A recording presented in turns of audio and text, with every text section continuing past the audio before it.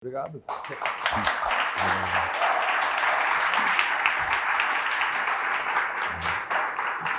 Boa noite. Obrigado, Wander. Obrigado, Zup. Parabéns por estar compartilhando com a comunidade. Tá? Eu participo de eventos assim exatamente por isso, por esse propósito. A gente está sempre compartilhando um com o outro, que é assim que a gente cresce, assim que a gente aprende.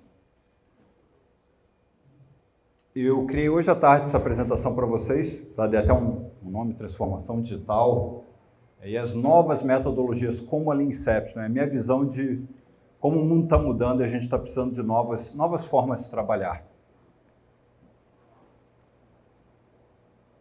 A agenda dessa palestra. Eu vou começar passando um contexto para vocês, eu vou passar um contexto, contar um pouco da minha história para vocês entenderem como é que surge esse conceito da Lean Inception e a visão que eu tenho do mundo atual. Na sequência, eu vou falar bastante de Lean Startup e MVP, essa sigla que mudou a minha vida e está alterando a forma como a gente trabalha, Minimum Viable Product, ou produto minimamente viável. Vou falar da Lean Inception e vou terminar compartilhando em detalhes o Canvas MVP. Contexto. Esse é o momento que a gente está vivendo. A gente está vivendo a tal da quarta revolução industrial. Tá? A primeira revolução industrial, por volta de 1800, surgiu a máquina a vapor, surgiu o conceito de indústria, as pessoas foram morar em centros urbanos para estarem morando perto da indústria. Aí, 100 anos depois, mais ou menos por volta de 1900, vem a eletricidade. Thomas Edison, né, descobre lá a lâmpada elétrica. Com isso, o conceito de eletricidade, as redes elétricas chegam nos centros urbanos e essa indústria agora fica rápida, mais eficiente. Né? O Ford cria o conceito do assembly line. E com isso a gente tem especialização de trabalho. E agora as máquinas que antes eram movidas por vapor movem muito mais rápido.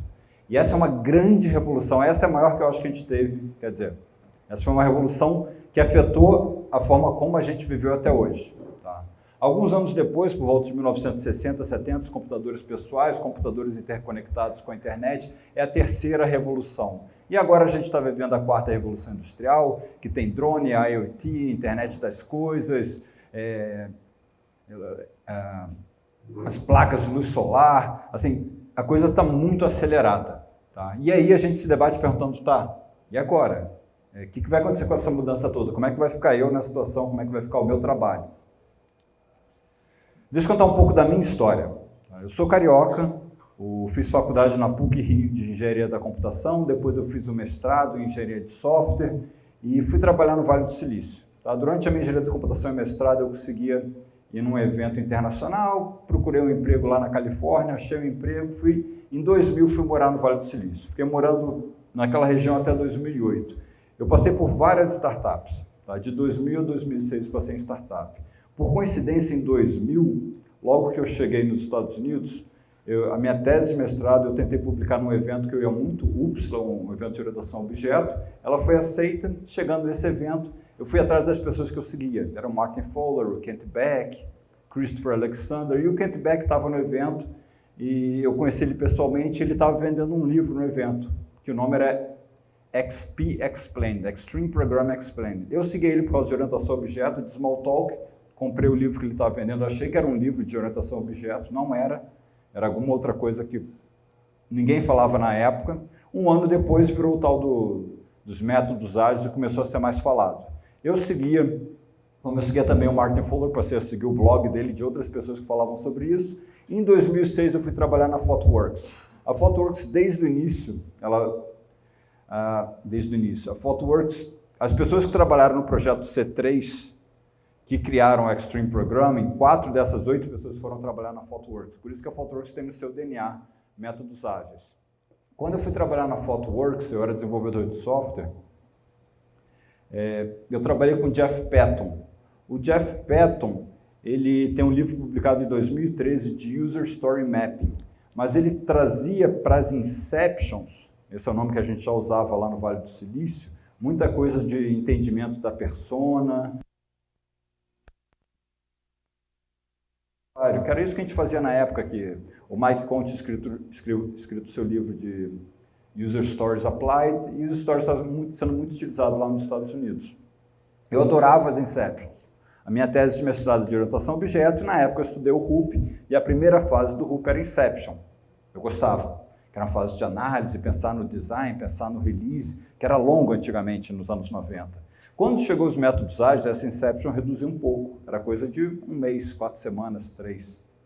Tinha um outro cara na Fotoworks, que trabalhava na Fotoworks na Inglaterra, que é o Jonathan Rasmussen. Ele escreveu um livro chamado Agile Samurai, com várias dicas de Extreme Programming para negócio.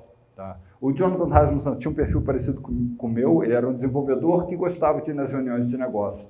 E ele, nesse livro dele, ele publicou o que ele chamou de Agile Inception Deck, uma sequência de atividades, não uma sequência, um conjunto de atividades úteis para as Inceptions.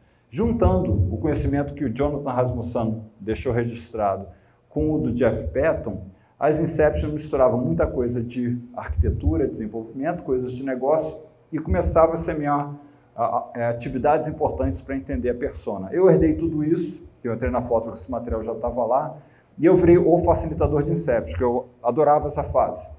Em 2008 eu fui morar na Índia. Quando eu fui morar na Índia eu passei a facilitar muito Inception para a Inglaterra. Em 2010 eu vim para o Brasil. Quando eu vim para o Brasil, eu segui facilitando Inception para os Estados Unidos, eu fui para Porto Alegre e o nosso projeto era nos Estados Unidos, então eu ia, passava 3 semanas em São Francisco, onde eu já tinha morado, começava o projeto, fazia Inception do projeto, voltava para Porto Alegre. Levava um outro time, 3 semanas, fazia Inception, voltava para Porto Alegre. Em 2011 nasceu meu filho.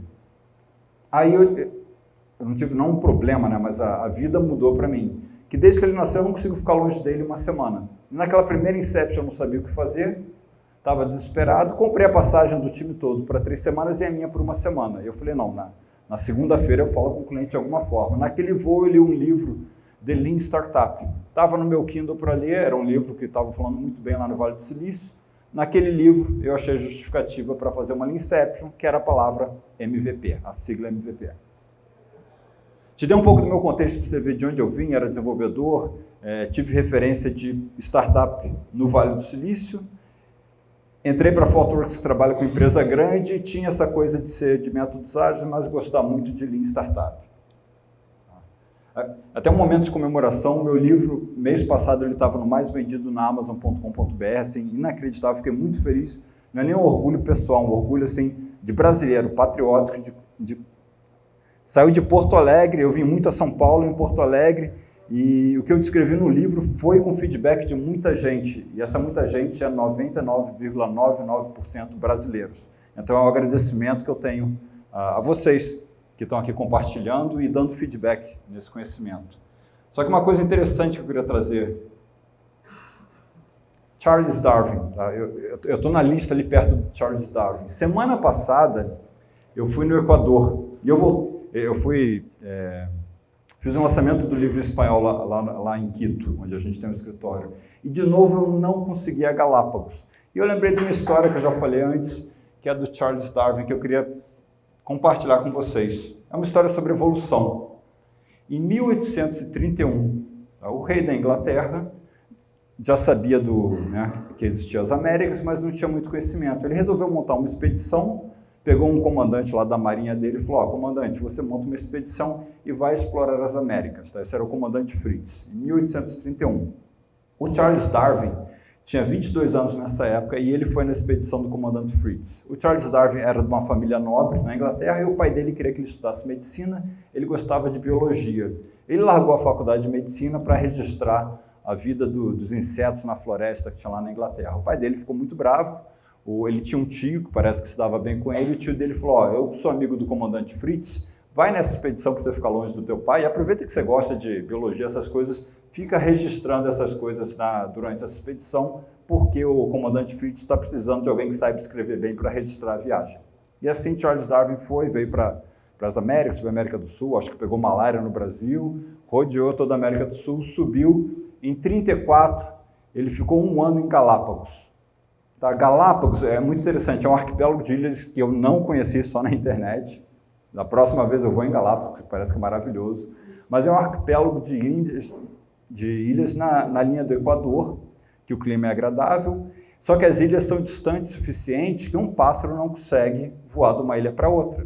E lá ele fez a pesquisa que ficou famosa, que tinha um certo tipo de pássaro, que toda ilha tinha o mesmo pássaro. Só que numa ilha o bico era pequeno e duro, na outra ilha o bico era fino. E o Darwin chegou à conclusão que aquele pássaro evoluiu ao longo dos anos de acordo com o alimento abundante naquela ilha. Então, na ilha que tinha uma castanha de noz duro, o bico era duro, bom para quebrar castanha. Na ilha que tinha um inseto na palmeira, o bico era fininho com uma curva que pegava o inseto. Só que Darwin não parou aí, o Darwin fez um experimento. Ele pegou alguns pássaros de uma ilha e largou na outra, e de outra em uma, para ver o que acontecia. E o que aconteceu é que a maioria desses pássaros que foram largados acabaram morrendo. E morreram de fome, não porque não conseguiam se alimentar, porque eles eram mais lentos que seus concorrentes, que estavam mais acostumados com o alimento natural. E a conclusão dele foi o seguinte, que um desses pássaros não morreu, se adaptou. E ele falou, daqui a provavelmente 500 anos, só essa espécie vai estar viva, porque o planeta vai mudar, a temperatura vai ter várias condições que vão mudar e quem não se adaptar vai desaparecer.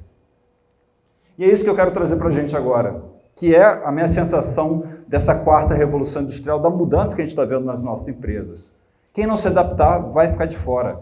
O seu mercado, o seu produto, eles vão mudar, isso é fato. Na minha vida, eu vi isso acontecendo muito rápido. Eu fui estudar inglês pela primeira vez em 1994, vendi tudo que eu tinha no Rio de Janeiro, consegui passar um mês nos Estados Unidos estudando inglês. Em 2000 eu fui morar lá. Em 94, eu lembro que eu não tinha máquina fotográfica, eu comprava aqueles rolos que era até descartável, maravilhoso, tudo da Kodak. Aonde você ia nos Estados Unidos, qualquer Walmart, qualquer farmácia, tinha coisas da Kodak. Eu cheguei em 2000, 6 anos depois, não tinha mais Kodak. É muito rápido. Quando eu cheguei nos Estados Unidos em 2000, comprei uma bicicleta, não tinha dinheiro para comprar um carro, não queria fazer empréstimo. Comecei morando em São José, não conhecia ninguém, um lugar só de trabalho. Fim de semana eu alugava filme no Blockbuster. Só que segunda-feira eu tinha que devolver o filme e você vai num drive-thru, que nem tem no McDonald's para pegar comida, só que é para deixar o filme. E eu me sentia mal, que eu entrava na fila dos carros para poder botar o filme no drive-thru. Aí um amigo meu falou, tem uma startup em Los Gatos, uma tal de Netflix, procurei netflix.com, eles mandam o DVD para tua casa. Enquanto eu morava naquela cidade, o Blockbuster tinha fechado. E depois fecharam todos os Blockbusters na Califórnia, antes de eu ir embora. É muito rápido a mudança. O futuro é incerto e é muito competitivo. Vão surgir empresas que vão desromper o mercado, mas chega outra que desrompe o mercado, da outra que desrompeu, e assim segue. E a gente tem que se acostumar a trabalhar dessa forma. Então, a primeira conclusão que eu cheguei, analisando até a minha carreira, é que eu tinha que parar de usar a prática do passado. Por exemplo, no passado, esse triângulo aqui, eu usei até em métodos ágeis, quando eu falo, não, aqui está o burn-up, a gente prometeu entregar 200 pontos, se você quer botar uma história, quantos pontos ela tem, então você tira uma coisa de tantos... Para, isso aqui é prática do passado. As empresas que estão indo muito bem, que são exemplos, né, nos livros, tudo que a gente faz, que aliás algumas eu vi de perto ou até de dentro, Amazon, Google, Spotify, eles trabalham dessa forma, build, measure, learn, constrói, mede, aprende, constrói, mede, aprende. Esse é o ciclo, não estão fazendo aquela gestão lá de custo, qualidade, escopo, isso aqui já morreu há muito tempo. Aí a pergunta que eu imagino que você tenha é essa, tá, mas o que é esse tal de MVP? Que mudou a minha vida e muda o estilo de muitas empresas e muitas iniciativas. MVP, isso vem do movimento Lean Startup. Eu vou dar um exemplo da minha área de criação de produto digital, que era assim que a gente criava produto digital.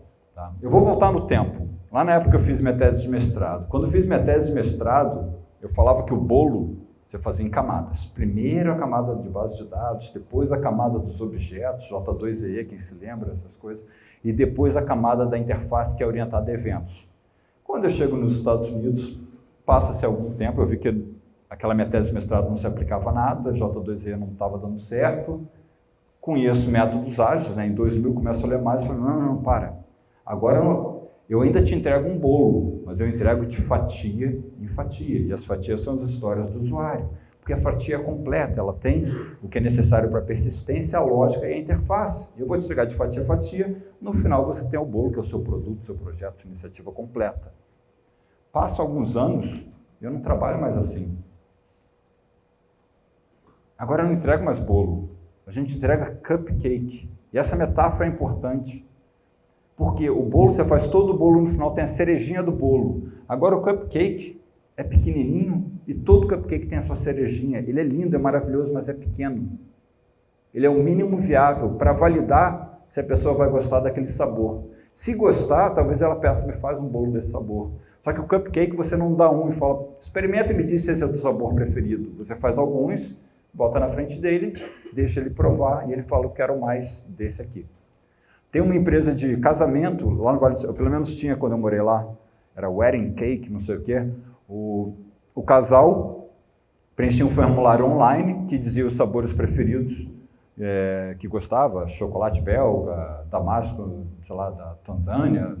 Preenchia tudo aquilo e marcava uma entrevista. Quando ia na entrevista, tinha alguns cupcakes, misturas próximas dos sabores que eles gostam, para o casal experimentar. O casal experimentava e falava, tá, agora eu quero um bolo dessa forma. Era assim que a empresa fazia, já influenciada por estar trabalhando no Vale do Silício.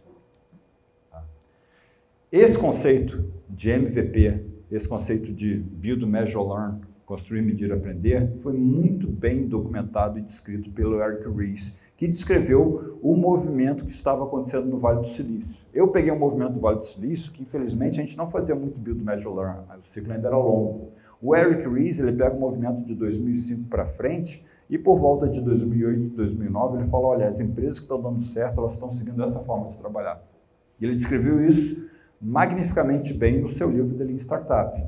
Eu, como consultor, eu tive a dificuldade que eu concordei muito, eu falei para os clientes que eu não preciso mais de um mês de Inception, só preciso de uma semana, porque eu foco agora no MVP. Mas eu tinha dificuldade de alinhar um grupo de pessoas para decidir o que é o MVP. No livro é fácil. Depois que você olha o exemplo dessa empresa, ela achou MVP. O problema é que eu ia nas empresas para tentar alinhar o que é MVP e eu sentia essa dificuldade. Mas eu tinha uma gama de atividades. E o que aconteceu é que eu comecei a experimentar com várias atividades até que, de repente, uma sequência de atividades deu muito certo. E é isso que eu passei a blogar no meu blog, foi e-book, foi livro, foi evoluindo e hoje é o Leanception, né? Depois de 8 anos. Na Leanception, isso é que acontece, tá? Eu vou num cliente, inevitavelmente tem uma iniciativa, um projeto, seja o que for, que é sempre assim, cara, olha, eu sei, a gente precisa de um carrinho de cortar grama, porque né, vai ter... São Paulo é enorme, tem vários gramados, eu preciso de carrinho de cortar grama. O terreno é estável, tem que ter uma roda grande, tem que ter cadeira para ser confortável, porque eu vou ficar 8 horas no dia sentado, e vai tudo isso. Só que a pergunta que eu como facilitador de uma Leanception, tenho que ajudar aquele grupo de pessoas a entender, é essa. Qual o produto mínimo viável para validar essa hipótese do negócio que a gente precisa cortar grama? E você constrói algo muito menor, muito mais fácil, você desperdiça muito menos tempo e dinheiro. E com um tesourão, uma foice, algo muito mais simples, você valida as hipóteses básicas do seu negócio. A primeira, tem realmente grama a ser cortada? Tem muito projeto, muita iniciativa que parece que é grama, mas era de plástico. Não vai mudar. O que você construir, ninguém vai usar. Era uma novidade, era uma inovação, gramado de plástico, você não tinha como saber. Ou pior, você constrói ainda um carrinho de corta-grama em 2019, não sei por que você ainda faz isso. Você acaba de construir o carrinho de corta-grama, o gramado cresceu, o carrinho não entra, virou uma floresta. Tá, mas digamos que você constrói um tesourão. Como é que você valida? Como é que você faz o Product Market Fit?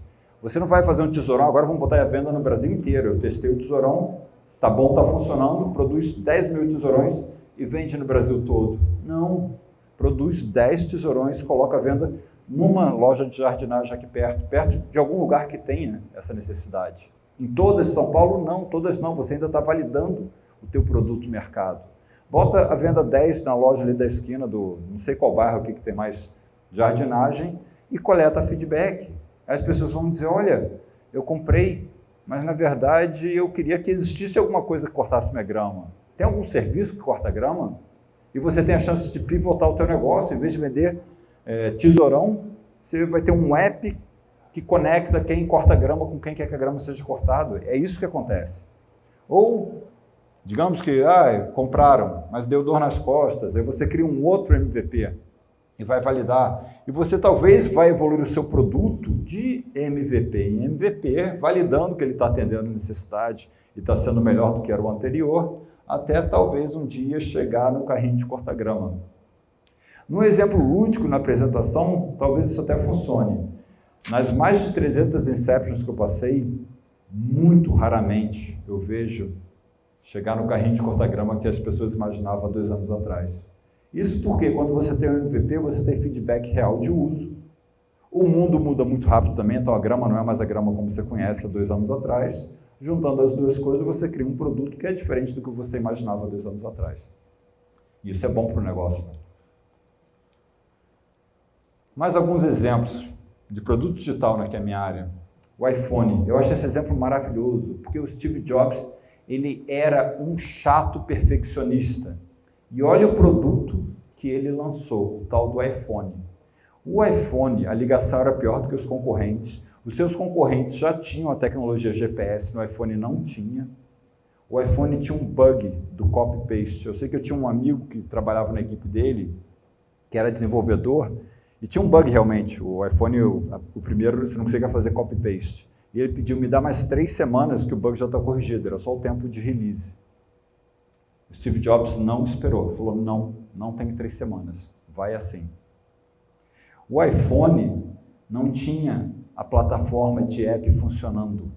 Apesar de no discurso do Steve Jobs você vai poder criar aplicativos para isso, porque nós temos a plataforma, era mentira. Quer dizer, não é mentira. Ele tinha a intenção de fazer uma plataforma. E ele tinha apps rodando em cima de uma coisa que parecia ser uma plataforma. Entretanto, a arquitetura da plataforma não estava pronta. Eram apps internos da Apple que funcionavam, fingindo estar rodando numa plataforma. Mas por que ele liberou esse produto incompleto, com bug? Era um MVP. Ele queria validar a hipótese. É isso que você precisa fazer com o MVP do teu produto. O Steve Jobs, que é perfeccionista, fez. Como assim a gente, com empresas muito menores, não vamos fazer isso? Outro exemplo é o The Facebook, ou agora que ficou um pouquinho maior, Facebook. Gente, olha como o Mark criou esse império dele. Ele programou, quem é programador aqui sabe, era muito fácil fazer isso, em 2000 e pouco. Ele programou essa coisa simples. Como ele testou? Ele pegou o e-mail dos colegas da engenharia de computação do MIT do mesmo ano, copiou e jogou na base de dados, compartilhou com eles. Eles já podiam logar. E gostaram. Aí ele copiou todos os e-mails da engenharia da computação do MIT e só eles podiam usar. E ele estava validando e melhorando o seu produto com feedback daquele grupo pequeno. Aí ele conheceu o Eduardo, aquele brasileiro que fazia economia no MIT. O Eduardo já começou a dar outras visões estratégicas para ele. Copiaram todos os e-mails da economia e validou se era uma coisa que só o pessoal da computação ia usar ou não. Pessoas de outras áreas iam usar. E depois foi todo mundo do MIT, só quem tinha e-mail no MIT. Depois só MIT e Harvard. Depois só faculdades nos Estados Unidos, depois faculdades nos Estados Unidos e na Europa, depois ele abriu para empresas também, e aí foi abrindo, até que chegou na sua mão, era um produto maravilhoso. Nota que o MVP não é só para o início do produto, é a estratégia de validação e liberação incremental do seu produto, e adição de funcionalidades. Esse mais próximo da gente, que é a nossa, eu adoro o exemplo brasileiro, o EasyTax, ganhou o 2º lugar no Startup Weekend no Rio de Janeiro. Vocês sabem que Startup Weekend é maravilhoso, aliás, são ambientes assim que promovem esse tipo de evento, esse tipo de iniciativa, mas não tem muito dinheiro. Em 2011 não tinha muito dinheiro. O 2º lugar, não é que o Vinícius e o Thales podiam largar o emprego e falar, beleza, estamos com dinheiro agora para o ano todo. Não. O que o Vinícius fez? easytax.com.br, chamamos um táxi para você. Só código HTML. Qual o seu nome? Qual o seu telefone, qual o seu endereço. Um botão, chamar o táxi agora. Quando você clicava naquele botão, não tem código, era um código HTML que mandava um e-mail para o Vinícius. E ele comprou R$100 no Bing, somente num bairro no Rio de Janeiro. Todo mundo que buscava procurar telefone cooperativo do táxi naquele bairro, primeira página de táxi.com.br. Com isso ele validou a hipótese básica do negócio. As pessoas vão chamar táxi online, não era nem celular na época. E assim, ele foi evoluindo o seu negócio. Essa é a ideia de MVP. Parece que tem alguma ideia boa, você vai experimentar. Opa, essa aqui parece que é uma boa ideia. Opa, parece que é uma boa ideia ou essa coisa aqui de EasyTax. Beleza, o que você faz? Faz o MVP, coloca na mão do usuário final para decidir se prossegue naquela direção estratégica, se pivota que o resultado e aprendizado te demonstrou algo diferente ou cancela. Você demonstrou que aquela estratégia estava furada, não vale a pena continuar naquele sentido. Tá, mas o que é o conceito do mínimo viável? Tem um V no MVP. E muita gente reclama disso. Né? Esse exemplo é interessante, que é de uma ponte. Eu vi uma ponte sendo construída no Rio de Janeiro, no interior. O que acontecia com a construção de uma ponte antigamente? Tinha um engenheiro de trânsito que decide pelos cálculos lá da rodovia, do sei lá que for, que aqui é o local de construir uma ponte. E faz todo um planejamento e vai construir uma ponte de concreto. Hoje o mundo mudou com produto digital. Hoje, primeiro, esse papel do engenheiro, que nem eu era arquiteto de software, mudou um pouco. Agora a gente tem pessoas que são UX, User Experience. Tem pessoas que entendem a necessidade das pessoas daquela região e vão ajudar a decidir. Mas essas pessoas de UX, elas são tão inteligentes que elas não tomam a decisão absoluta de falar que é o melhor lugar para construir ponte. Elas pegam, construir uma ponte é barato. Quer dizer, se for fazer de cimento é caro, é de concreto. Mas pega algumas tábuas de madeira e coloca no rio e marca, bota uma tinta e vê qual que tem mais pegada nela. Que tiver mais pegada é onde as pessoas atravessam o rio com mais frequência. É ali que a gente deve construir a ponte. E aí você evolui o seu produto. Agora já passa uma bicicleta, uma moto. Você não precisa esperar 2 anos para a ponte de concreto ficar pronta. E você evolui, agora já passa um carro. Aí isso acontece. De quem é a culpa? Eu assumo a minha parcela de culpa. O meu livro, em 2014, não falava muito da parte do V do viável. Não falava muito de MVP, falava da importância das atividades, mas tinha pouca atenção ao conceito de MVP. MVP é aquele V, é o mínimo viável. Porque se nessa região existe pessoas dirigindo caminhão e o caminhão pesa mais do que a ponte aguenta, o caminhão não pode entrar na ponte. Então é parte do MVP não deixar que o caminhão entre. Ah, bota uma placa. Placa é suficiente? Não. Como resolver o problema do engenheiro? Vai botar uma balança, uma cancela, alguma coisa. Peraí, mas não é só problema do engenheiro. Um é um problema de UX, porque o UX, experiência do usuário, tem que considerar esse usuário que também não foi contemplado ainda. Tem que pensar na experiência dele, do engenheiro e do negócio, porque se a ponte cair, quebrou o teu negócio também. Então tá. MVP tem aspectos de negócio, de UX e de tecnologia. Essa é a dificuldade. Ele está nessa interseção do que é valioso para o negócio, do que é factível para a engenharia e do que é usável e que as pessoas querem. Mas não é a soma de tudo, e sim a interseção, senão não é o mínimo. Olha que difícil. Do ponto de vista mais de UX, o MVP ele tem que ser valioso, factível e usável. É parecido com aquela história da camada, lembra do bolo lá? Você não vai fazer um framework para no final botar a cerejinha do MVP, não, é o cupcake. Você tem que pensar do ponto de vista do teu usuário que você libera o mínimo viável, e o mínimo viável é valioso, factível e tem um fator uau. Uau! Eu vou fazer fila para comprar o próximo iPhone. Uau, eu adorei esse cupcake, agora eu quero pagar $10 mil num bolo aí. Todo MVP tem que ter o fator uau, porque o MVP é um produto incompleto. Por ser um produto incompleto, ele tem que ter o fator uau para a pessoa voltar com feedback e pedir mais. O outro aspecto, do ponto de vista da engenharia por trás do MVP, eu como arquiteto de software, eu tinha muita dificuldade, porque por mais que eu vou liberar o MVP, eu estou pensando na arquitetura por trás daquele MVP, mas eu não posso construir somente uns componentes ou as rodas do trator de cortar grama, não faz sentido. Você tem que construir alguma coisa assim. E olha que difícil, eu olhando como arquiteto de software, nenhum componente está completo. E é assim que você tem que fazer. E a ponte não está completa, e é assim que você evolui a ponte. E do ponto de vista de negócio, um negócio desde o início, ele tem que estar pensando que um dia esse produto vai gerar receita. Então ele tem que ter algum funil de vendas que demonstra que eu estou atraindo, que eu estou retendo, que eu estou fazendo receita e recomendação. Mas eu não vou construir o MVP de cima para baixo. Olha, 10 milhões de pessoas baixaram o meu app, para dali a 2 anos você descobrir que não tem como fazer receita. O MVP, do ponto de vista de negócio, ele tem que ter alguma coisa saindo no funil. Esse alguma coisa não é que você está fazendo receita suficiente, mas está saindo um número que demonstra que o resultado é bom e está te gerando aprendizado para você poder pensar em como eu vou fazer receita no futuro. Mas todo MVP tem que ter isso também. Então nota que é difícil, ele tem que ser aquela interseção e cada um olha com perspectivas distintas. Aí a pergunta, como decidir o MVP? Não é fácil, ele é de business, tá?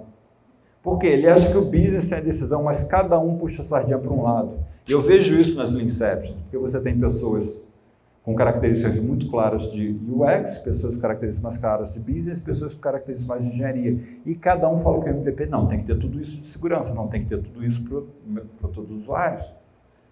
Não pode ser a soma de tudo. Não é fácil decidir o MVP. Eu não vou mentir para vocês, tá aqui, lê o livro que você vai decidir. Não é fácil. Daí que vem a minha experiência prática com a Leanception.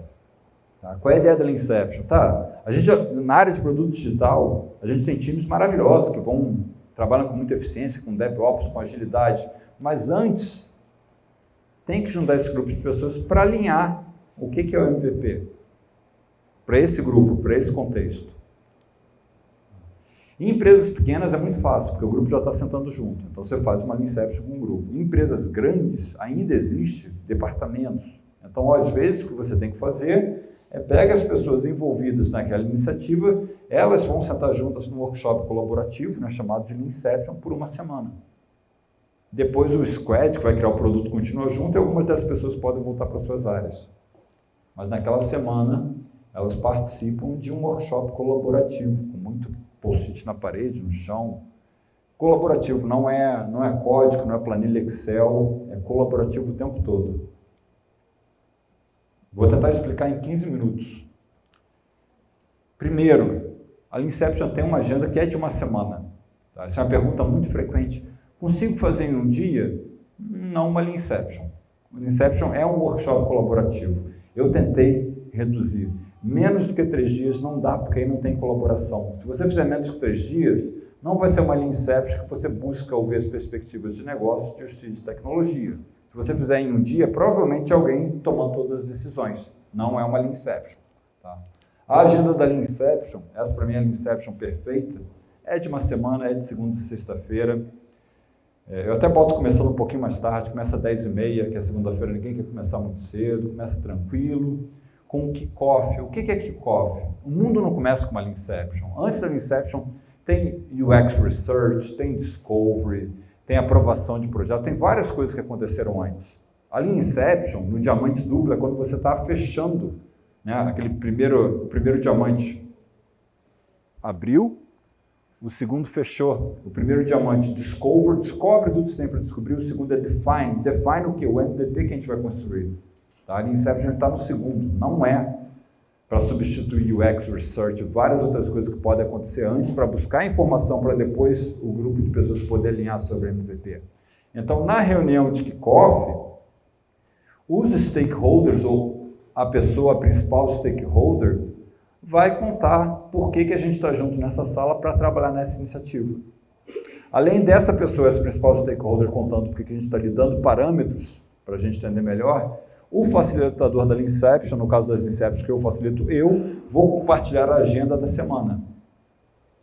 E a agenda da semana é essa, a gente vai começar com uma atividade da visão do produto, depois um no é, faz, não faz, para entender mais do produto, depois a gente faz a atividade de personas, depois um brainstorming de funcionalidades do produto, aí a gente faz uma revisão técnica de ajuste de negócio, depois a gente verifica as jornadas do usuário, depois a gente faz um mapeamento de como a gente melhora a vida do usuário, como a gente melhora as jornadas do usuário com uma possível funcionalidade do meu produto, depois eu consigo sequenciar em que ordem eu devo criar essas funcionalidades, e no final eu crio um Canvas MVP, que quando eu defini a ordem eu entendi qual é o mínimo viável, já que eu entendi eu crio um Canvas MVP, e no final da semana, porque isso está em cor diferente, que eu chamo os stakeholders de novo. Stakeholder é quem tem grana e não tem tempo. Quem tem tempo fica a semana toda na sala da Inception, quem não tem é stakeholder, então fica só na segunda de manhã e na sexta na volta do almoço. Chama eles de volta para a sala e demonstra o que o grupo entendeu como sendo o melhor caminho para a criação do MVP.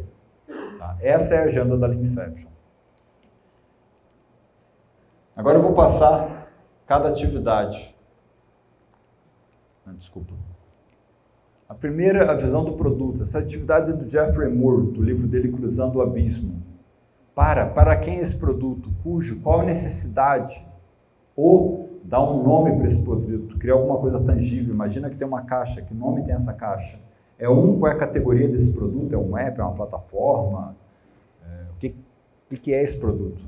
Quais as principais características, diferentemente de como é a vida desse usuário na inexistência do seu produto, ou da nova versão do seu produto, o que for. O nosso produto, qual é o diferencial primário dele? Todos juntos escrevem essa frase, não é uma frase que vem da área de negócio. Depois de todos escreverem essa frase, você faz a atividade não é, faz, não faz. Legal, a gente alinhou no produto. O que ele é, o que ele não é, o que ele faz, o que ele não faz. Vai ter divergência, as pessoas vão discutir, ele faz pagamento, não faz, não faz. Vai ter que ter essa conversa aberta na frente de todo mundo. Na sequência, faz uma atividade, as duas primeiras atividades são muito focadas no negócio. Agora essa atividade é muito focada em UX, na experiência do usuário. Uma atividade para compartilhar o conhecimento atual que a gente tem sobre as pessoas que a gente acredita que vão usar o produto. Nota que eu falei uma atividade para compartilhar. Você não tem como fazer uma atividade para entrevistar e entender essas pessoas em 4 horas. Isso provavelmente aconteceu antes. Tá? Eu gosto muito de UX Research, talvez tenha existido algum trabalho de UX Research, e essas pessoas de UX estão na sala, então elas estão juntos compartilhando, mas ela compartilha o resultado da UX Research junto com as pessoas de engenharia, que tem dados da base de dados que demonstram como os usuários passados usavam produtos similares. É isso que a gente quer. E a pessoa de negócio está lá também para entender esse compartilhamento e ter a opinião dela. É isso que a gente faz na Inception. Independente de ser uma atividade que geralmente é realizada por pessoas do X, ela é feita colaborativamente por todos. Então você faz uma atividade para compartilhar o entendimento, o conhecimento que a gente tem sobre as pessoas. Depois, você faz um brainstorm de funcionalidades. Porque as primeiras atividades a gente entendeu os objetivos do negócio. Agora a gente entendeu as necessidades das pessoas. Então, essa é a seguinte pergunta. O que a gente deve construir no nosso produto para atender essa persona e para alcançar esse objetivo de negócio? E essa persona, esse objetivo, e essa persona, esse objetivo. É um brainstorm de funcionalidades. Tendo feito um brainstorming, faça uma revisão técnica de UX e de negócio. O que você faz? Tem aqui uma funcionalidade, sei lá, convidar amigo do Facebook. No eixo X daquele gráfico do semáforo. Já fez antes, sabe como fazer alto, médio ou baixo. No eixo Y, para o negócio, para as pessoas que representam X, sabe o que você quer? Sabe o que o teu usuário quer? Alto, médio ou baixo. Se é alto e alto, é o cartão verde, não vai dar problema, é sinal verde. Você sabe como fazer, sabe o que quer? Essa é tranquila. Se alguém está em dúvida, sinal amarelo. Se os dois estão, não estou muito certo, sinal vermelho. Não tem nada de errado no sinal vermelho, é só para tentar entender melhor antes de sair fazendo. É só isso. Com isso, todas as funcionalidades recebem uma cor, ou verde, amarelo ou vermelho. E embaixo tem uma tabela comparativa. Por quê? Eu quero fazer uma comparação relativa. O mundo passado, a gente falava de projeto, estimativa absoluta do projeto. Agora eu quero saber para cada atividade ou funcionalidade que eu vou construir, qual que requer mais esforço? Compara a A com a B. A B é 3 vezes maior, tá? Vou chamar de 3E de esforço. E essa aqui, essa seria um 2. E essa é um 1, essa é um 1. Essa é um 10. 10 não cabe. Quebra em 3 menores. É assim que vai. Comparação relativa. E a mesma conversa também para o negócio. Imagina que essa funcionalidade pudesse existir isoladamente. Muitas não podem, porque elas vão numa release que faça sentido para o MVP. Mas se pudesse existir, qual valor ela traria para o negócio? E as pessoas de negócio vão falar de retorno de investimento, de custo do atraso, de multas se não estiver pronto, na frente de todos. E vai dizer, não, 3 cifrões. 1, 2 ou 3 cifrões, de novo, é um símbolo, não é um valor absoluto. E a mesma pergunta para o usuário. O quanto o usuário amaria essa funcionalidade? 1, 2 ou 3 corações. Com isso, a gente começa a alinhar e criar um vocabulário comum entre pessoas de perspectivas distintas. Na sequência, você faz as jornadas dos usuários. Você já tem lá as suas personas. Agora pensa, essa persona tem vários objetivos. Que objetivo ela tem? Meu objetivo é chamar um táxi. Legal. Que passo a passo ela faz até conseguir chamar um táxi? Faça as principais jornadas das principais personas. Na sequência, releia as principais jornadas com a seguinte pergunta: como a gente melhora a vida dessa pessoa com alguma funcionalidade que a gente pensou? Aí anota, ou vai recheando a jornada com funcionalidades. Depois de fazer tudo isso, aí sim, tenta buscar o alinhamento do que a gente acredita que é o MVP. Em que ordem a gente acredita que a gente deve criar esse produto ou trabalhar nessa iniciativa. Coloca isso num sequenciador. É um flip chart que cabe 3 cartões por linha e você vai colocar na ordem lógica que faz sentido trabalhar nessas funcionalidades. Tendo feito isso, o facilitador vai te perguntar, e quando você tem um MVP? E tu vai falar, eu acredito que daqui para cima é um MVP. Quando você acreditar que tem um MVP, você abre um Canvas MVP e preenche ele para o teu MVP específico. Eu vou entrar em detalhes do Canvas MVP. Tá? Mas antes, é uma pergunta, não vou fazer para vocês que é uma pegadinha. A pergunta era qual o artefato mais importante da Lean Inception? E alguém sempre responde, é a jornada do usuário, é o Canvas MVP. Não, não é. Tá? Esses são muito úteis para a área de negócio. O sequenciador ele te mostra a estratégia de evolução do produto. O Canvas MVP é muito claro com o primeiro passo da hipótese que a gente está medindo. Mas o mais importante da Lean Inception, daí é pegadinha porque não é um artefato, são as pessoas. O comprometimento, o relacionamento e o conhecimento compartilhado entre as pessoas que estão naquele workshop colaborativo é maravilhoso. Isso é muito mais importante do que qualquer artefato gerado. Isso não tem muito, quer dizer, tem como medir é o sucesso dos projetos que fizeram o Lean Inception. Eu não tenho como te dar uma métrica para isso. Eu vejo a felicidade de times que começaram com uma Lean Inception, mesmo quando desanda, que o MVP, nossa, o MVP demonstrou que a gente estava errado, mas o grupo está unido e pivota junto. Isso é mais importante. Sempre as pessoas. Mas uma outra pergunta que passou a acontecer muito, eu posso usar somente o Canvas MVP? No início eu respondia não, faz a Lean Inception toda para no final usar o Canvas MVP. Só que como está publicado no livro, eu passei a receber muito feedback de muita gente falando, cara, olha, eu estou usando somente o Canvas MVP e está dando muito certo. Então tem muita gente usando, por exemplo, o Business Model Canvas junto com o Canvas MVP para decidir o primeiro passo. Ou está no meio de um projeto, não vai parar para fazer tudo, mas para fazer uma sessão, o que é o Canvas MVP da nossa próxima entrega? Faz só o Canvas MVP. Tá, o Canvas MVP. Propósito do MVP. Qual a proposta desse MVP? O exemplo do EasyTax. A proposta desse MVP é validar se pessoas do bairro Madureira chamariam um táxi online. Simples assim. Personas segmentadas. Para quem esse MVP? Para todo mundo que chama um táxi online. O Vinícius e o Thales não tinham muita grana. Para que vai abrir para o Brasil todo? Vamos botar no Google AdWords no Brasil todo? Não, primeiro eles foram para o Bing, que é mais barato. E depois restringe, vamos tentar num grupo pequeno, que nem o Mark fez. Deixa eu testar primeiro só na minha turma, depois na engenharia toda, depois você vai abrindo. Jornadas. Quais jornadas são atendidas ou melhoradas neste MVP? O Thales queria fazer a jornada para conectar com a cooperativa, para fazer pagamento, para fazer tudo, e o Vinícius, não, Thales. É só chamar o táxi. Eu chamo e a gente vê se a pessoa foi. Depois a gente manda uma mensagem, aí, tudo certo na tua corrida? Era só essa a jornada. Funcionalidades. O que a gente está construindo nesse MVP? Que ações a gente está melhorando na vida desse usuário com esse MVP? Se você fez a Lean Inception, no sequenciador já tem funcionalidade, mas esse é um segundo momento de revisão. Será que você não botou demais, dá para fazer menos? Ou será que você esqueceu de alguma coisa de viável e a tua ponte vai cair? Resultado esperado. Que aprendizado ou resultado você está buscando nesse MVP? E todo MVP ele tem que ter uma composição de resultado e aprendizado. No passado a gente fazia produto que a gente só fazia entrega, era só resultado que a gente ia buscar. Hoje, quando você trabalha com MVP, você busca as duas coisas. Você busca algum resultado para validar se aquele passo que você deu fez sentido, mas você busca aprendizado para te ajudar a decidir com o próximo passo. Métricas. Como é que você pode medir o resultado desse MVP? Como é que eu sei que eu alcancei o que eu achava que eu ia alcançar? Se você não está coletando métrica, você sempre segue naquele caminho, porque você não está medindo. Custo cronograma. Qual é o custo cronograma desse MVP? Tá? Eu sei que a história de estimativa é muito difícil na nossa área, mas agora a gente está falando do MVP, é bem menor, então ficou mais fácil de conversar.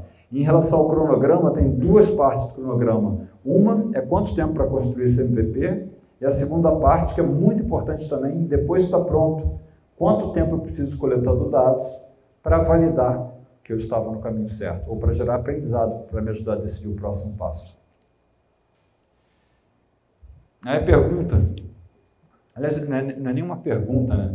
Ele contempla somente Lean Startup. No início, a minha influência era muito grande de Lean Startup. Tá? E quando eu criei esse Canvas, eu achei que eu estava criando um Canvas muito influenciado por Lean Startup. Mas eu encontrei a Mary Popenick e o Tom Popenick foi 2015 ou 2016, lá na Europa, no XPConf.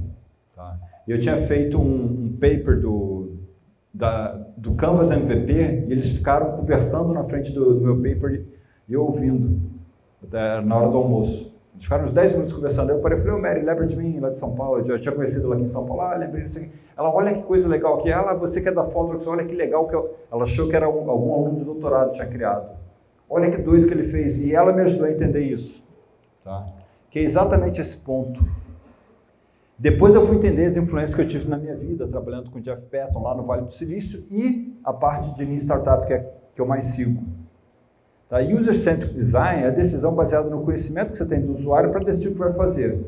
E a maioria dos livros prega isso. Vai entender o que o usuário precisa e dali você decide análise, design e tudo do teu produto digital. Só que tinha uma galera no Vale do Silício, e um eu seguia muito, que é o Eric Ries, o outro é o Steve Jobs. O Ford também falava isso, que ele fala que o usuário não sabe o que ele quer. Não fica perguntando muito para ele, cria um produto e não é nem um protótipo, cria um produto e bota na mão dele. É o que o Steve Jobs fez com o iPhone, é o que o Eric Ries fez nas suas empresas, é o que o Ford falou quando ele construiu o carro há um tempão atrás. E olha que interessante, porque isso não é de fácil encaixe. Ou eu entrevisto todo mundo para decidir o que eu faço, ou eu não entrevisto, crio e boto na mão da pessoa. É uma divergência de pensamento. E olha o que tem no Canvas MVP. Desse lado, persona segmentada é de acordo com o conhecimento que eu tenho das personas, como é que eu melhoro a vida dela e alguma ação da jornada dela atual. Baseado no que eu já aprendi, o que eu vou construir. Do outro lado, é o oposto. É o construir para aprender. É exatamente o build, measure, learn. Estou construindo o que eu estou medindo e que aprendizado é o resultado que eu estou buscando. Olha que interessante que saiu o Canvas MVP. Eu fui entender isso depois de eu já estar usando ele há algum tempo. Ele mesclou as duas coisas. Mas por que isso funcionou para mim aqui no Brasil em 2016, 2017 e não tinha funcionado quando eu morava no Vale do Silício? Porque antes a gente não trabalha com MVP. A gente trabalhava com iniciativas longas. Então não tinha um meio do caminho. Ou você entrevistava para entender e ficava um ano trabalhando naquela iniciativa, ou você criava, era um empreendedor, criava alguma coisa e ia botar na mão do usuário para gerar aprendizado. Só que agora que a gente consegue trabalhar com MVP, porque a gente tem mais conhecimento sobre MVP e mais tecnologia, a gente consegue trabalhar dessa forma, mesclando Design Thinking com Lean Startup. E depois você começa a trabalhar dessa forma, você não sai mais desse loop infinito de aprendizado e construção.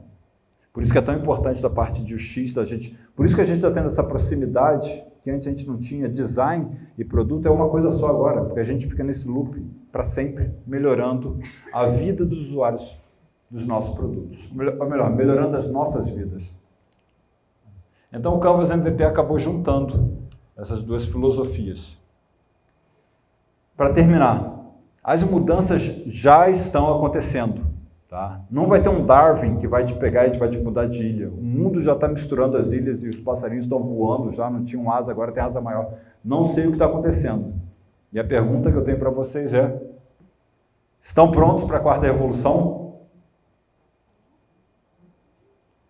Muito obrigado.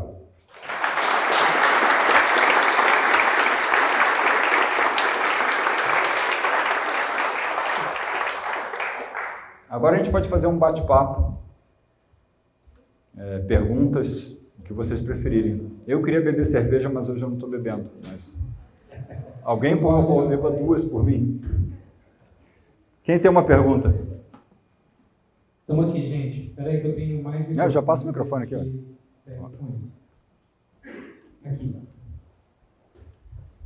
Quem levantou aí? Beleza? Opa, Giovanni aqui da ZUP. Eu vim trazer uma pergunta de uma pessoa que não conseguiu vir, mas ela já viu uma palestra sua. Deixa eu ver, ela perguntou.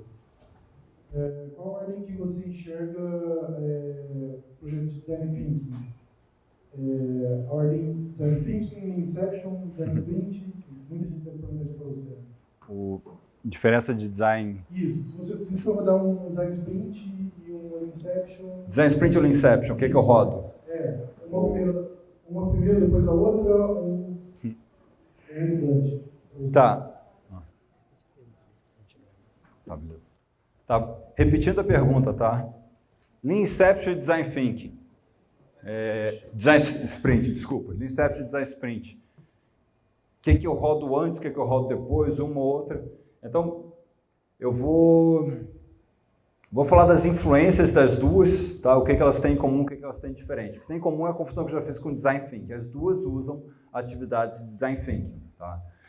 Tanto Design Sprint quanto Lean Inception, as duas emergiram na mesma época. Tem até uma coincidência interessante. Eu trabalhei no Google como consultor na mesma época que o Jake Knapp estava lá. A gente quase trabalhou no mesmo projeto, que foi o projeto do Gmail, onde ele começou a aplicar o Design Sprint. São aquelas coincidências do destino, né? Ia ser ótimo ter trabalhado com ele, porque os dois são facilitadores, a gente ia ter criado algo junto, mas eu fui para um time do lado e não fui influenciado pelo trabalho dele. Depois eu fui para a Índia e para o Brasil, então eu não acompanhei o trabalho dele. Quando eu li Design Sprint, a Lean Inception já tinha emergido.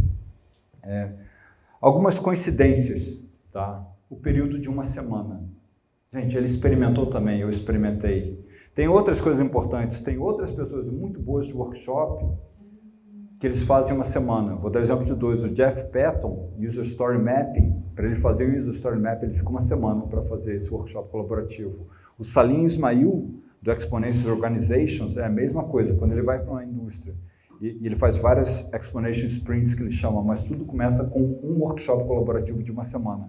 Então tem alguma coisa mágica na duração de um workshop colaborativo ser uma semana. Não é coisa de 4 horas, não é coisa de um dia. É de uma semana, tá? Então, é uma coincidência muito grande que eu acho que está mudando a forma como a gente trabalha, a gente está ficando mais colaborativo. Menos reunião picada e mais workshop colaborativo, tá? Então, isso não eu não acho que é uma coincidência, é a constatação de várias pessoas do benefício de trabalhar dessa forma. Agora eu vou falar das diferenças. A Design Sprint, o objetivo dela é você sair com um protótipo no final da semana. A Lean Inception já sair com um grupo alinhado sobre o que é o MVP. O MVP não é protótipo. Então já tem essa divergência grande. O MVP eu nem quero, se possível, eu não quero ter a tela prototipada para dar liberdade para a equipe para validar a hipótese da melhor forma possível, quizá seja com protótipo ou com outro ou sem protótipo. Então essa diferença é grande.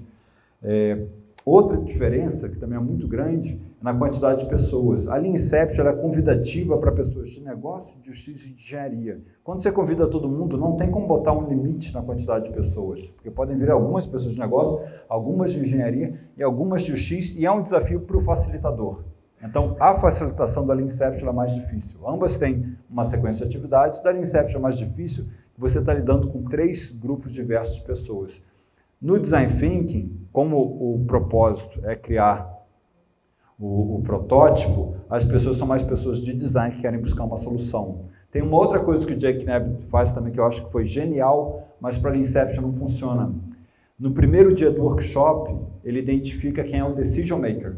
Ele fala, a Design Sprint é para grupos de aproximadamente 7 pessoas. No primeiro dia me diz quem é o decision maker, porque se tiver algum impasse, é essa pessoa que vai dar o direcionamento. Na Lean Inception eu quero o oposto disso. Eu não quero saber quem é o decision maker, todo mundo é igual. Por quê? Eu quero ficar rodando várias atividades, tentando igualar o conhecimento que a gente tem das diferentes perspectivas, para só no final a gente alinhar sobre o MVP. Não existe decision maker. Então essas são as diferenças entre Lean Inception e Design Thinking. Agora, dito isso, se você tem uma etapa de discovery, e na sua etapa de discovery você quer fazer a prototipação para validar a ideia de produto, você pode rodar um ou vários design sprints para gerar vários protótipos, para decidir, opa, esse é o melhor protótipo, agora eu preciso rodar uma Lean Inception que eu vou transformar isso em uma iniciativa. Tá? Então você pode ter uma design sprint antes. Mas você pode ter o oposto também, você pode ter uma Lean Inception, você tem alguma outra forma de discovery que não é design sprint, UX Research, seja outras formas de ideação, medição de resultado, e você faz uma Lean Inception para decidir qual é o MVP. E quando você está na etapa de fazer o design de cada parte do seu MVP, você pode rodar design sprints para decidir o design e o protótipo dos pedaços do seu MVP.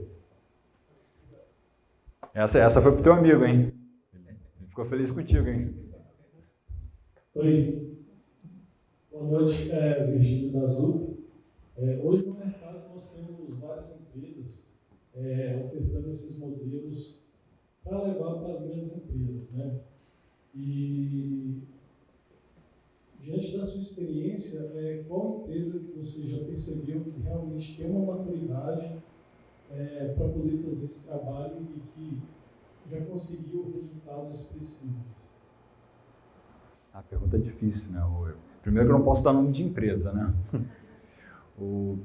Assim, Lean Inception especificamente, eu moro em Porto Alegre, tá? E desde 2011 eu estou falando desse assunto. E como eu trabalho em uma empresa de consultoria que passa em outras empresas grandes, tem empresa que foi exposta a isso há muito tempo e seguiu evoluindo e acompanha a evolução do Lean Inception. Então tem muita empresa no Brasil que já está usando o Lean Inception sistematicamente. Tá? Eu até fico com um orgulho muito grande, porque como 90%, não mais, 95% do que eu escrevi sobre o Lean Inception está em português, é uma vantagem competitiva que a gente tem em relação aos gringos. Tá? Agora que fui para o espanhol, é agora que eu vou dar atenção em inglês, mas a gente saiu realmente alguns anos na frente. Tem muita empresa no Brasil usando, aqui em São Paulo tem muita, tá? Eu venho muito aqui em São Paulo, e como o Lean Inception é simples, a teoria, é que nem o Scrum, a teoria por trás do Scrum é simples, a prática que é difícil. Tá? Então, o que está fazendo a diferença, eu acho que somos nós, são as pessoas que buscam esse conhecimento, que viram facilitadores, que perceberam que existe esse papel agora de alguém ajudando a conduzir um workshop colaborativo. É que nem há anos atrás não tinha um Scrum Master, e de repente aparece o papel de um facilitador para ajudar. Esse morreu.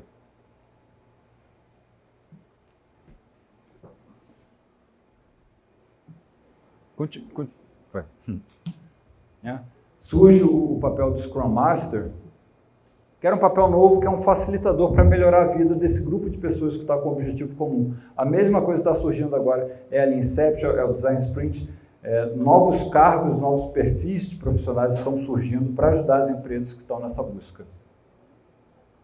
Alguém aqui tinha? Era até o microfone mesmo. Só vou fazer um adendo, a empresa que eu trabalho já há alguns anos roda o Lean Inception e a gente realmente é bem sucedido em todas as empresas que a gente entra nesse método. Que legal. E uma coisa interessante é que dentro dos departamentos da empresa a gente percebeu que tem muita concorrência de entendimento do objetivo do projeto. E já aconteceu da gente rodar o Lean Inception e o projeto foi cancelado. E a gente perdeu o projeto, mas ganhou o cliente. Assim. Muito legal, obrigado por compartilhar a experiência. É mesmo que eu já teve projeto cancelado, né? Perde projeto, mas fica o amigo, né? Fica o cliente. Né? As relações de trabalho acho que ficam melhores com não vou nem botar só na conta da Lean Inception, com workshops colaborativos, as relações de trabalho estão ficando mais agradáveis. A relação entre cliente e fornecedor está mais próxima. A relação entre a pessoa desenvolvedora e a pessoa de negócio está mais próxima. Tem mais uma pergunta aí? São duas perguntas, se puder. Você falou sobre similaridades e diferenças com relação ao Design Sprint. Uhum. Se você puder comentar um pouquinho sobre a complementariedade com o PDD. Agora uma outra um pouco mais... Não, segura a segunda então, peraí. Vamos fazer um MVP, vamos validar esse MVP primeiro. O que aconteceu com a Lean Inception? Tá? A Lean Inception, eu fico no nível de MVP e suas funcionalidades. Tá? Eu sou da área de produto digital, eu fiquei nesse nível porque, na minha experiência, mas aí vem a minha experiência com a ThoughtWorks, que usa métodos ágeis há muito tempo, depois de fazer isso, dá um tapinha nas costas do PO e fala, agora transforma isso aí em história do usuário. Só que eu percebi que a forma de uma pessoa PO trabalhar era muito diferente de outra. Então, variava. Você fazia uma boa Lean Inception e depois eu olhar o backlog do time e estava todo torto. Eu falei, mas por que ficou torto? Eu falei, não, porque ficou. Então, eu senti a falta de fazer um bom mapeamento daquilo para algo mais tangível que o time possa trabalhar, que são histórias do usuário ou tarefas, coisas menores. O Fábio Aguiar, ele vem evoluindo, ele já teve vários nomes também antes de PBB, que era uma forma, uma leitura de como pegar o requisito em alto nível e mapear para o backlog da equipe. Tem até uma coisa muito interessante, que o Fábio Aguiar, ele não fala inglês fluente, tá? E ele gosta muito do User Story Mapping. Quando ele leu o livro User Story Mapping que me influenciou, tá? Você tem a jornada do usuário. O que o Jeff Patton faz? Ele entende a jornada do usuário e em cada passo da jornada ele vê as histórias. E dali ele decide o que é para ele. Ele chamava de release, mas hoje provavelmente ele está chamando de MVP. Só que eu não sigo isso. Eu faço várias jornadas, porque a jornada ela olha muito bem a perspectiva de UX. Eu faço várias jornadas depois de fazer outras atividades e jogo no sequenciador. Então, o meu mapeamento das histórias não está diretamente relacionado com a jornada. A jornada influencia, mas não é diretamente relacionado. E foi a mesma leitura que o Fábio Aguiar teve de User Story Mapping por um erro de interpretação de inglês. Tem um desenho no livro de User Story Mapping que ele faz umas raias assim, e o Fábio achou que ele tinha que pegar e ir por raia e não por jornada, que é exatamente o encaixe, por isso que encaixa tão bem como Linkception. E o Fábio Aguiar ele também fez um encaixe antes com o épico do Safe. Só que o épico do Safe ele é muito solto. É importante, o trem tem um épico. Mas entre épico e MVP é muito mais alinhado no propósito, e o épico era solto. Aí quando o Fábio escreveu o PBB, ele falou, cara, olha, o encaixe com a Inception para mim está muito melhor do que quando eu tentei encaixe com o Safe, com outras coisas que eram muito abertas. Então o PBB é o passo seguinte da Inception para times que trabalham escrevendo desenvolvimento para produto digital e vão trabalhar com histórias do usuário. O PBB é o passo seguinte à Inception para ajudar com o mapeamento das funcionalidades do MVP para as histórias do usuário e o seu planejamento de sprint. Agora a segunda pergunta. Ufa. Igual Claro. a gente vai ter atualmente meu contexto é um banco e que usa ágil escalado. Então eu ia te perguntar exatamente sobre experiências nesse contexto. Inclusive lá eles chamam de Inception, que dura de 10 a 15 dias. Bom. Ai. Ia vir essa pergunta fácil, né? Vai do contexto de cada local. O que eu vou te falar? O ágil escalado depende de qual framework tu está usando. Tá? Dentro dos frameworks para ágil escalado, tem uns que têm visão mais sistêmica, tem outros que têm visão mais prescritiva. Independente disso tudo, o Lean Inception, ele não entra nesse detalhe. É quando quer alinhar um grupo de pessoas em relação ao MVP. Tá? Você pode pegar o Safe, por exemplo, em vez de trabalhar com Epic, você trabalha com MVP. Eu acho que fica muito mais redondo. Mas eu entendo também da dificuldade de alinhar um programa de um banco. Nem sempre o programa de um banco é fácil de se alinhar. Então você talvez precisa realmente de uma Inception de 2 semanas, mas não é para alinhar um grupo de pessoas sobre o MVP. Vamos alinhar os diretores sobre o portfólio. Eu prefiro chamar de workshop, tá? Eu parei de usar a palavra Inception de propósito, porque eu acho que a palavra Inception, tem muita gente que usava Inception para tudo. Então eu chamo workshop de alinhamento do portfólio de programa do banco, workshop de alinhamento de não sei o quê. O Design Sprint é muito claro, que o nome pegou, Lean Inception também, mas o Lean vai para o Lean MVP. Então, eu sou ok tendo workshops longos para alinhamento de coisas complexas, mas isso não é uma Lean Inception. Tá? E depois de quebrar um pouco essa compartilhada, quando você está mais próximo de um time, considere assim um squad que vai fazer alguma coisa com aquela iniciativa, aí faz sentido ter uma Lean Inception. Tá? Mas deixa eu também esclarecer outras coisas. Se nessa Inception de 2 semanas a pessoa pega o livro e usa algumas atividades do livro, não tem problema nenhum. É só que o intuito você está usando uma atividade para ter algum benefício em relação à atividade, mas não é a Lean Inception de cabo a rabo para entender o MVP. Agora eu estou fazendo pergunta também. Vamos lá. Outro dia eu estava ouvindo um podcast falando sobre business. Agilidade. Tá acabando. Agilidade de negócio. Uhum. E ela prevê, e falaram sobre algumas coisas, por exemplo, uma profissão nova nasceu, ganhou relevância demais, ela morre, porque ela precisa ser dizimada em várias outras. Então, assim, por exemplo, o X, a gente já está quebrando em Writer, em Research, em UI, em uma série de outras coisas, e o X vira uma disciplina maior e não realmente uma função específica. O PO, por exemplo, ele precisa ganhar autonomia para ele virar um business owner, não um produto só. Se ele não tiver autonomia, ele é mais uma pessoa que está executando alguma coisa com base no propósito, enfim.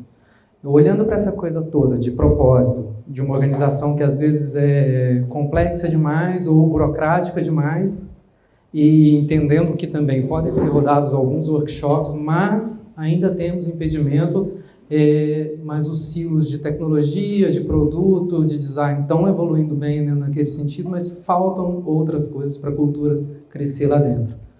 A gente roda em Inception, a gente roda os workshops e ainda assim a transformação não acontece. E agora? Fudeu? Essa é fácil, dá tempo ao tempo. É que você está falando de uma mudança cultural. A mudança cultural é lenta. A gente precisa de tecnologia, de metodologia, de pessoas que viram o resultado para falar, acreditem em mim, por favor. Mas, além de tudo isso, você precisa do tempo da mudança cultural de comportamento das pessoas. Não tem atalho para esse tempo. Essa aí não tem muito. Eu já passei por transformações de alguns locais e teve uma que eu tive que seguir ela toda e eu recebo o plano de transformação de todos os escritórios da TW. Eu falei, todo mundo está fazendo transformação, manda para mim o plano. E todos os planos eram arrojados. Em 3 anos a gente conseguiu não sei o quê. Eu não conseguia. Eu falei, cara, vou botar um plano de 5 anos. E eu acompanho essa transformação até hoje. 5 anos foi um plano super agressivo. Na real, ainda está acontecendo com 6, 7, 8 anos. Aquilo que eu imaginei em 5 está acontecendo com 8. Só que não vende. Todo mundo quer um plano de transformação que é rápido. Eu quero, se eu leio o livro, se eu faço treinamento do Inception, eu quero que você vá no dia seguinte e seja o melhor facilitador de Inception. Não tem como. A gente tem que estar... É Scrum Master. Fez o treinamento, agora você é o melhor Scrum Master. Você vai continuar sendo uma boa pessoa. Se você é uma pessoa maravilhosa e querida, você vai ser uma pessoa maravilhosa e querida. Agora você vai estar aberta para um novo conhecimento, que daqui a algum tempo você vai estar esbanjando esse conhecimento e atuando de forma melhor. Não tem como cortar esse atalho. O que a gente tem é que buscar relacionamentos e ambientes muito propícios à mudança comportamental.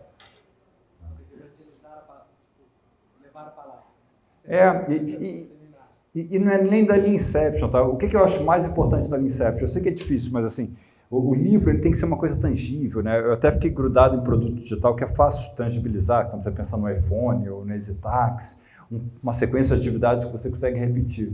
Mas o mais importante da Lean Inception é criar um ambiente seguro. É você fazer um workshop com pessoas que não trabalhavam juntas e elas passam a trabalhar juntas, só que o ser humano é difícil, tá? E a gente vem de um mundo que era machista, que não era inclusivo, e agora você está fomentando um workshop colaborativo. Adivinha qual é a maior dificuldade? Não é achar o MVP, é gerar um ambiente seguro para todo mundo.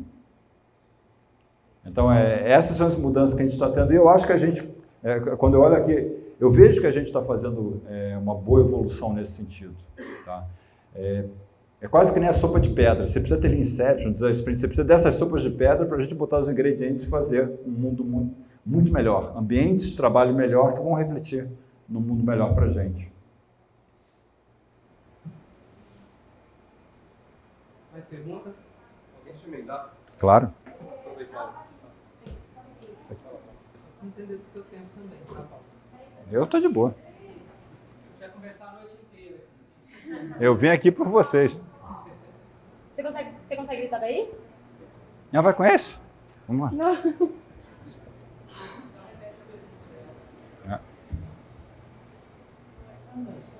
também trabalho no segmento financeiro, né? Assim, a gente está com uma cultura lá realmente muito para todo esse movimento que está acontecendo no mercado. Mas só que acho que um pouco da dificuldade realmente é trabalhar na base isso, né? Porque tem-se a mentalidade, mas a prática um pouco ainda é complicada. Por exemplo, eu com projetos ainda tenho que ficar gerando status, reports, do controle do controle. Aí eu fiquei pensando, quando você trouxe, foi um exemplo até, eu acho que clássico, né? A gente está falando do bolo e a gente está falando do cupcake. Eu não me vejo hoje nas minhas atividades ainda no cupcake. Eu quero entregar cupcake, mas ainda tem esse desafio. Agora eu fico me perguntando, será que é um desafio ainda cultural aqui no segmento financeiro do Brasil? Ou, por exemplo, a gente consegue... Porque o banco é uma instituição mais burocrática mesmo, né? Tem que ser, né? Mas como que é lá fora, assim, por exemplo, já me falaram que você vê esse lado? Obrigado. Ela é de banco, está falando banco é mais burocrático, aqui no Brasil a gente tem algumas burocracias, como é que tu vê lá fora? Eu vejo diferença assim, em alguns países, por exemplo, a Alemanha que você falou, está bem diferente as relações de trabalho lá, as relações de empresas grandes e pequenas. Outro exemplo, nos Estados Unidos você tem Open Bank, no Brasil ainda não tem. A gente tem esse apoio, essa predisposição do ambiente é muito importante. Eu vou dar um exemplo do Vale do Silício. Por que o Vale do Silício emergiu? Ele emergiu porque a Stanford falou, não, vamos compartilhar conhecimento e abre essa coisa de startup aqui próximo. Aí teve um governador de São José, que era a cidade mais pobre da região, que falou, olha, as pessoas estão se formando em Stanford em Palo Alto é tão caro, eles não estão conseguindo pagar aluguel e eu estou quebrado aqui. Aí ele falou, não, então foi o seguinte, qualquer empresa de computação que abrir em São José não paga imposto por 10 anos. Por que eu estou falando isso? Porque tinha lá, no caso na Califórnia, um ambiente fomentando isso. A gente precisa dos ambientes, seja governo, seja empresas, que fomentem isso. Tá? Se a gente não tiver um banco fomentando um ambiente colaborativo para gerar inovação dentro dele, ela vai vir de fora. Aí vai ficar o banco que só compra inovação. As empresas fora do Brasil, eu tenho até uma outra palestra que eu falo de H1, H2, H3. H3 é o quanto você investe do seu portfólio, da tua grana atual, em aprendizado, pelo aprendizado, sem buscar retorno ou receita. Lá fora muitas empresas fazem isso, aqui é muito pouco. Fora do Brasil, o governo fomenta inovação e experimentação. Em países europeus, na Finlândia, países nórdicos, o governo investe muito em gerar experimentação e inovação no seu país. Aqui a gente tem muito pouco, tanto do governo quanto das empresas.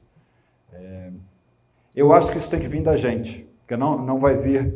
Porque nós somos as empresas também, a gente consegue fazer isso com o nosso tempo livre, de gerar ambientes colaborativos como esse para trocar informação, para a gente aprender e ajudar todas as nossas empresas a crescerem juntos.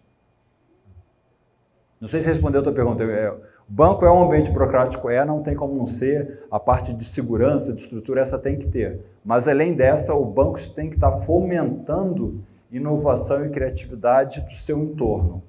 E tem que achar uma forma.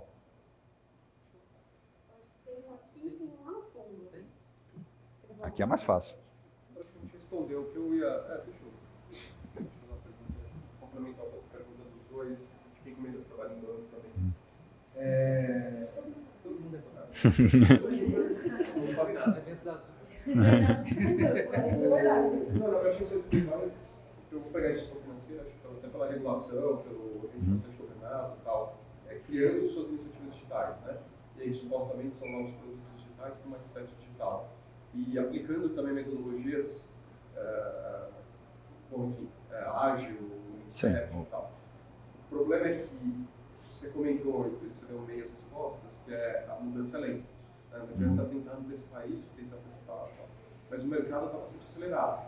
Então você gera uma pressão externa que faz com que o cenário fique cada vez pior, que eu não dou tempo à mudança, ou seja, eu acho cada vez mais da maneira tradicional, ou seja, não tem aprendizado, não faço experimentação e tento diretamente lançar alguma coisa, enfim, enquanto o mercado lança, vai acelerando. Né?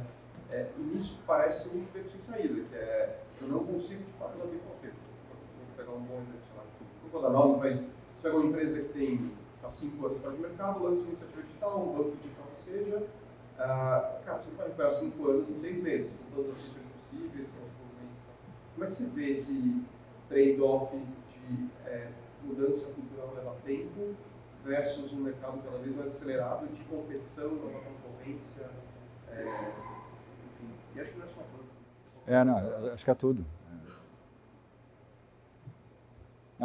Boa pergunta, boa constatação, né, das respostas, do bate-papo que a gente está tendo. Como é que eu vejo essa... De novo, vou pegar o exemplo do banco, né? Digamos que o banco está ali que nem um elefante, ele não consegue se mexer muito rápido e as fintechs estão vindo já com essa nova cultura. Ele tem que focar...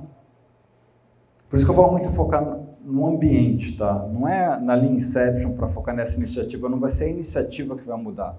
Mas se você começar a mudar o seu ambiente e mudar quem você atrai para entrar, você passa a usar a palavra sexy, para as pessoas que estão mais sexy do lado de fora quererem entrar e trabalhar nesse teu ambiente que está mais agradável. Tá? Por isso que eu acho que o foco da mudança cultural, ela tem que passar muito por uma mudança do ambiente. Porque mudar as pessoas é muito lento. Qualquer pessoa, para eu mudar, né, eu não fazia yoga, passei a praticar yoga. Até eu praticar realmente yoga, leva um tempo. Eu posso até ir na aula de yoga toda semana por 1 ano, mas até eu ter a prática vai levar muito tempo. Mas o foco na mudança do ambiente, gerar um ambiente que te propicie aonde você quer chegar, você acaba ajudando a mudança em massa das pessoas. Tá? Seja do indivíduo, que ele vai conseguir chegar lá talvez um pouco mais rápido, mas você atrai pessoas vindo de fora e o ambiente passa a mudar, e aquela pessoa que está tendo dificuldade ou quer mudar, aí ela consegue, em vez de levar 10 anos, levar 3. Para mim é muito foco no ambiente. É até difícil dizer isso, o maior benefício da Lean Inception é o mesmo que é o maior benefício do Design Sprint, é a coisa do workshop colaborativo.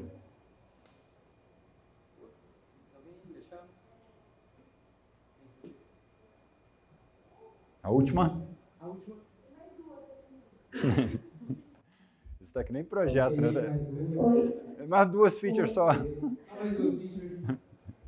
Você queria projeto na Zup, não. Só mais 2, só mais 2. Eu também sou do banco. Uhum. Eu acho que tem bastante pessoas de banco que vêm a eventos como este, porque a gente tem bastante dificuldade, né? E a gente quer encontrar, né, e compartilhar conhecimento para ver o que a gente pode aplicar no nosso dia a dia. E dessa sua experiência, você tem alguma listinha, tipo assim, pré-recs, ou os block points antes já de, não, isso daqui é cilada, não vamos fazer inception, antes de ter alguns esses pontos, porque tudo bem, eu vou chamar um X, vou chamar negócio, vou chamar TI, mas eu percebo muitas das vezes que tem, não, vai lá e faz um inception, vai lá e faz um, já virou um negócio assim de qualquer coisa, né? Vai fazer um inception. Tem por acaso uma listinha de, tá bom, para fazer um inception, eu preciso disso. Aí sim eu boto a galera na sala para fazer um MVP. Tem alguma dica disso? Eu já construí isso dentro de algumas empresas, tá? Que isso varia muito do contexto da empresa. Tá? A minha dica é o seguinte, tu vai fazer um inception, tá? Se é num banco, às vezes acontece que você tem que ter uma semana da consultoria ou de algumas consultorias que estão trabalhando juntas, mais do seu pessoal. Isso é uma grana. Então, faz essa conta de 20 pessoas com salário e consultoria, quanto é que é isso? Então você já começa por aí, vem cá, tu vai pagar o salário de 20 pessoas por uma semana sem estar claro por que vocês estão indo para a sala? E a outra pergunta é o seguinte, então parece que está claro, é uma iniciativa que você acha que vai deixar de perder $100 milhões em um mês. Está muito claro isso? Porque se não está claro nem X nem Y, não vai para uma sala, vai fazer outras coisas antes, talvez não com 20 pessoas para alinhar um grupo de pessoas sobre uma coisa, mas com um grupo menor, às vezes a diretoria, para decisão e priorização de um portfólio. Tá? Ou é UX Research, ou faça realmente trabalho de research para pesquisar, para trazer informação para depois tu evoluir em uma iniciativa, ou é alguma forma de priorizar um portfólio de iniciativas. A grande dificuldade que a gente tem é que toda a teoria que vem da segunda revolução industrial, quando ela pensa em priorizar um projeto, ela sempre pensa no projeto absoluto. Você aprova ou não aprova um projeto. Você fala, olha, esse projeto aqui, ele vai custar R$5 milhões para a gente fazer e ele vai trazer um lucro de 100 milhões em 5 anos. Aí você decide aprovar ou não. Só que na vida que a gente lida agora com o Lean Inception, esse tipo de workshop, é comparação relativa. Você só tem, o Itaú só tem 448 e 87 squads. Você só vai conseguir fazer 487 coisas ao mesmo tempo. Ou uma empresa menor, a Zup, só tem, 10 squads. Então, desses 10 squads, o que é a melhor coisa para ela fazer? É uma priorização relativa. Dentre essas opções agora, qual que a gente deve investir uma Lean Inception? Essa que seria a minha pergunta. Ela não seria... Nota que a tua pergunta, ela é quase me dar um formulário para eu fazer uma avaliação absoluta dessa iniciativa, se ela entra ou não entra. Eu inverteria isso. Pega as 10 possíveis iniciativas que podem entrar para esse squad, compara elas e vê qual que você acredita que tem a melhor chance. não é chance a palavra, né? Mas qual que eu acredito tem maior valor para menor esforço. E quando eu falo de valor, é valor para o negócio e para o usuário final. Tá? Então, faça a comparação relativa entre as opções para essa possível equipe. Se num banco se falar, mas são 500 opções, então faz uma priorização para reduzir de 500 para 30. Depois, quando chegar em 30, aí faz uma coisa relativa. Mas a resposta, de novo, está em workshops colaborativos com propósitos distintos. Não mais aquela forma de trabalhar que era cria um relatório, preenche um formulário, mostra uma conta de rentabilidade, manda por e-mail. Aí é uma mudança, não é só cultural, é uma mudança nos processos, na forma da gente trabalhar também. E essa que é difícil, porque os livros que a gente tem, eles são escritos com a visão da segunda revolução industrial, com cargos de gestão e especialização de trabalho. E agora a gente começou a trabalhar de uma forma colaborativa na qual a gente ainda não tem muito conhecimento teórico. Por isso essa dificuldade que a gente vai seguir tendo muito tempo, por isso que a gente precisa disso, de um bate-papo para compartilhar as dificuldades atuais. Última. Beleza? Boa noite. Última feature. Meu nome é Leonel, eu não trabalho no banco. Tá? Ainda não, né? Porque com tanto colega aqui de banco, tu vai ser recrutado hoje. Eu estudei, eu estou com uma barriga no balcão, assim, literalmente. Estou empreendendo numa startup. E é exatamente perguntar, porque a minha sensação, quem está empreendendo, é que dá um fogo danado de inúmeras que existem para você fazer uma melhor gestão, ter um melhor produto, enfim. Por exemplo, deu ali, Bigui, o melhor. Melhor sem microfone.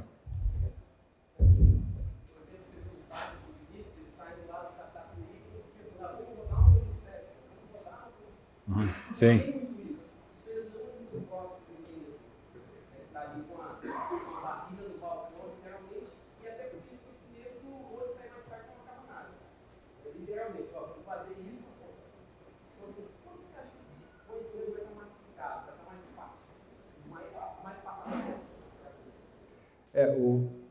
A pergunta dele, né? Por exemplo, o Thales e o Vinícius saíram lá em 2011 e não tinha muito conhecimento, né? Você saiu e saiu fazendo, né? Hoje eu uso o exemplo deles no passado. Tá? Mas assim, o Ash Moore, ele também tem muito material bom em relação ao MVP. O próprio Eric Ries, o primeiro livro é de 2011, o segundo agora é do ano passado, começou a ter algum conhecimento na área. Tá? Eu sei por causa de startups agora, tem umas que já estão usando Lean UX, outras usam Lean Inception. As startups, as iniciativas estão entendendo qual metodologia, qual ferramenta usar quando, tá? E dependendo também do tamanho e do contexto da empresa.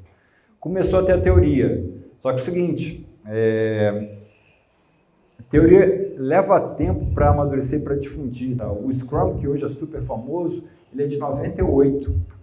Tá? Quando eu estava nos Estados Unidos, em 2000, eu fui no evento, eu vi o Extreme Program, depois segui ouvindo o Extreme Program há alguns anos. Scrum, eu nem ouvi, eu fui ouvir em 2002, em 2006 estava famoso lá. Em 2000 agora eu acho que está ficando famoso mundialmente, 2019 são mais de 20 anos. A mesma coisa vai acontecer com o Lean Startup. Lean Startup é de 2011, começou a ficar famoso por agora. Lean Inception, vocês estão vendo porque eu sou do Brasil, porque quem é da Alemanha me viu uma vez, entendeu? Ouviu falar. Mas leva 20 anos, essa que é a questão. Já tem ferramenta, em startup as pessoas mais descoladas estão buscando e estão usando o que tem. Eu conheço já a startup aqui do Brasil que se deu bem pela Lean Inception. Assim, é muito legal ver isso, tá? Assim, que outro dia eu fui em Brasília, fui até brincar com o cara, falei, me chama quando você tiver um barco. Ele falou, não, vamos. Eu falei, porra. Ele estava me agradecendo porque ele usou o livro. Começou a ter. As metodologias estão aí para serem usadas. Foi? Pessoal, mais uma vez, muito obrigado. E o chopp? Chopp acabou o carro. Cadê esse restinho lá? Para finalizar, assim, primeira coisa, quem comprou o livro está aqui do lado, fala com a gente para poder retirar, tá bom? Esse moço talvez possa até autografar, não sei como tá, enfim. Complementando só uma opinião pessoal, que vocês podem cagar para ela, porque ela é pessoal mesmo, então não sei o que fazer com isso. Mas, assim, quando a gente fala de negócios, de stakeholder, do cara que tem dinheiro, ou a gente fala do cliente, que é outro lado, que tem um problema. Na verdade, a gente está falando só sobre gente. Então, assim, eu até falo que stakeholder também é gente, né? Tem um pouco dessa brincadeira. Então, como é que a gente se entende enquanto pessoas que querem resolver problema? Como é que a gente consegue resolver problema? Por que a gente entra na escola? Para aprender a resolver problema. Então, não faz diferença o lado. Se você está falando que é designer, se você está falando que é desenvolvedor, é todo mundo falando sobre como resolver problemas. Empresas ganham dinheiro resolvendo problemas, pessoas se beneficiam com os problemas sendo resolvidos. Então, vamos falar só sobre, se a gente quer resolver os problemas que a gente tem aqui, vamos focar em aprendizado. E isso aqui é sobre aprendizado e tudo é sobre aprendizado.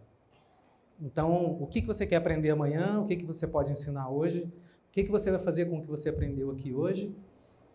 Porque se você veio aqui e aprendeu, você não aprendeu. Se você veio aqui e abstraiu isso que a gente está conversando, e isso não gerou conhecimento não. Se isso não gerou um comportamento em vocês, vocês estão perdendo tempo. Tá? Então vamos sair daqui e mudar alguma coisa.